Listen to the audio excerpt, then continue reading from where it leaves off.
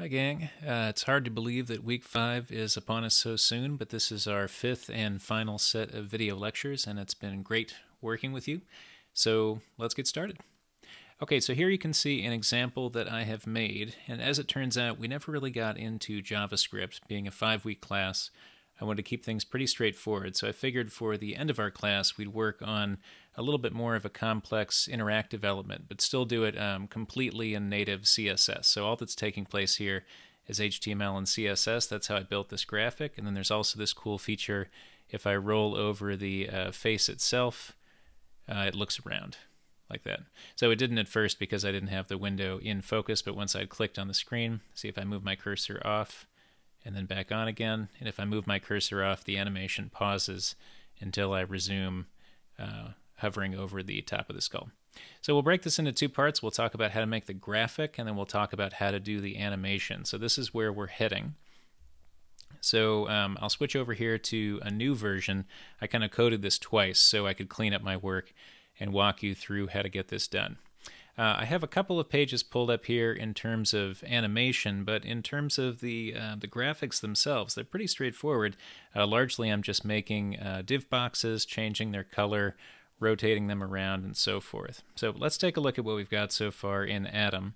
And I'll be working off documents called skull.css and skull.html, but when you do it, go ahead and stick to the classic the classic file naming like index and mystyle.css. That's just some personal stuff I was using for organization. So you can see here I've got quite a bit of CSS, but right now I have it all commented out. And the way that I've done that is by using this little slash and an asterisk. I just don't have a receiving slash and asterisk below, so everything that's south of that will stay commented, so I can reveal things one at a time to sort of show you how this is working. I also changed around my stripes in the background. For some reason, I just couldn't figure out my diagonals were not working in this particular document, so I switched over to a horizontal gradient. But that, of course, is you can make that however you want.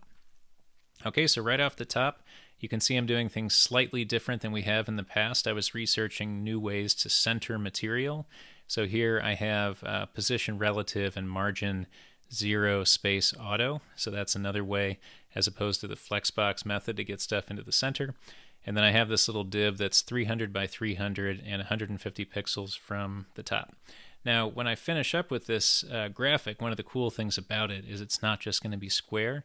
So I'll be defeating the background color later so that we can see unusual non-rectangular edges. But for right now, I want that there so I can see what I'm doing. Okay, back to Atom. I'll take our comment and I'll move it down a little bit.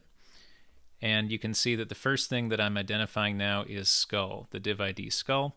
And the position here that I'm using is absolute. So we haven't talked about this too much yet, but thinking back to sort of the box model, if you have relative positioning, that positioning just means go ahead and position yourself after all the decisions above you have taken place. And since nothing's really happening above container, it doesn't make too big of a difference.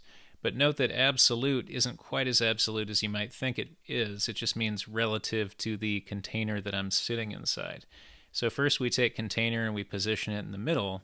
And then as we start to measure out the distances for skull, we do that relative to its container. And I'll show you what I mean.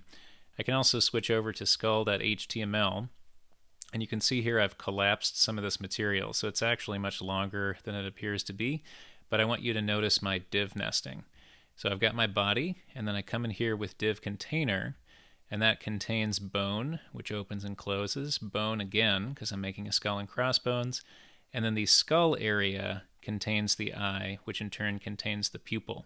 So we're starting to see this parent and child taking place, right? So container is like the ultimate parent, and then skull would be a first child, eye would be a child of skull, and pupil would be a child of eye. And that becomes important later when we're thinking about characteristics that are inherited, right? So if I make a change to container, inherited characteristics will go downhill and have an effect on skull, eye, and pupil, and so forth. So I can have these sitting here just undefined. They won't do anything. So bone is currently undefined. But we're going to start by identifying skull. And we can see that with skull, it's absolute positioning 50 pixels from the left and 50 pixels from the top. And its background is pink. Now we also have this characteristic right here called animation play state, and I want you to forget that temporarily because we'll come back to animation in the next video. Okay, so I'll save this and reload it here. Okay, now I've done this without margin and padding and so forth, so it certainly looks like I've added padding to this box, but just know that this is done with absolute positioning. And you can see 50 pixels from the left and 50 pixels from the top does not put my corner here. So absolute positioning in this case is relative to the containing element, and so we're 50 and 50 from this corner. Okay, so that's where my skull is going to be located. Now the eye, as we saw in our HTML, is a child element of the skull. And so again, it's position absolute. Now we're talking about relative to the pink box as opposed to relative to the white box. So again, I'm calculating my absolute positioning from the parent element. And if I come out here, I can see that I've placed an eye. A circle, of course, is just a div that's a square with radii for the corners that are so pronounced that you wind up with a circle. So there's my eye. Okay, and again, we'll ignore the animation stuff for now.